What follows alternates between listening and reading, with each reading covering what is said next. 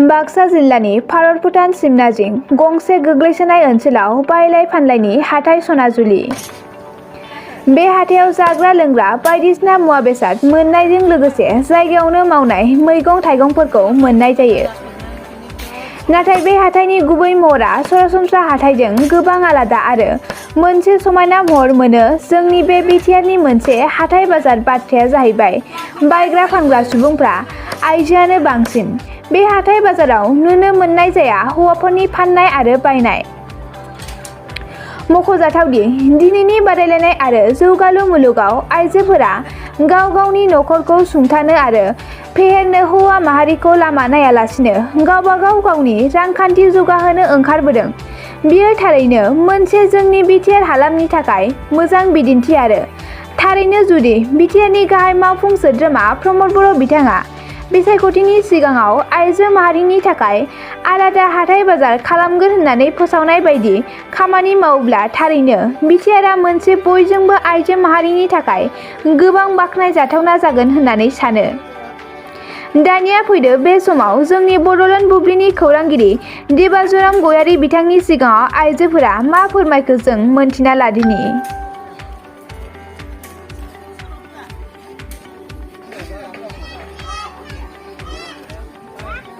बाजै अमा बेदरखौ मा दामाव फानगासिनो दं पार किल'? किल' बाजारावलाय 320 थाखा फानो। दा आरो डाउन जादोंना बाजारा मोजां नङा नालाय किल' 240 फानदों। नों जे बे अमा बेदरखौ फानदों आसलथे नोंसा न'नि बिगोमाया फाननो सम गैया बा फानफैया नामा? न'नि बिगोमा गैया आंहा। आदसा अब्ला नोंनो दा बे अमा बेदरखौ फाननानै फालांगि खालामनानै न'खरखौ सोलिगासिनो आरो ना? आदसा जे बेयो नोंनिनो दखान नामा? औ आंनि दखान। बे जायगानि मुङा मा? सनाजुलि।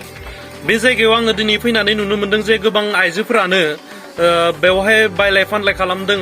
दा बेनि सायाव नोङो मा बुंनो सानो? जों महिलाफोरानो दा इयाव दा गुदलि जयो। गुदलि जनानै बिदिनो महिलाफ्रानो मैगं थाइगं फाननानै न'खर सलायगासिनो दं बर्थमान दा जोङो। मा बेवहाय हौवाफ्रा बायलाय फानलाय खालामा नामा? गैथ'आ दा जोंनि महिलाफ्रानो बायोबो आरो फानोबो। बर्थमान बे सकआव गासै बेसेबांसो गामिनि मानसिफोरा बायलाय फानलाय खालामफैयो? दा जोंनि सकआव दा 16टा गामिनि आइजोफोरा बायलाय फानलाय खालामो आरो। हौवाफोरा जे बेवहाय फाननो बा बायनो फैया बेनि गुबै जाहोना मा फोरमायनो हागोन नामा? बिसोरो माने बेलेग बिजनेस बेफार मावो।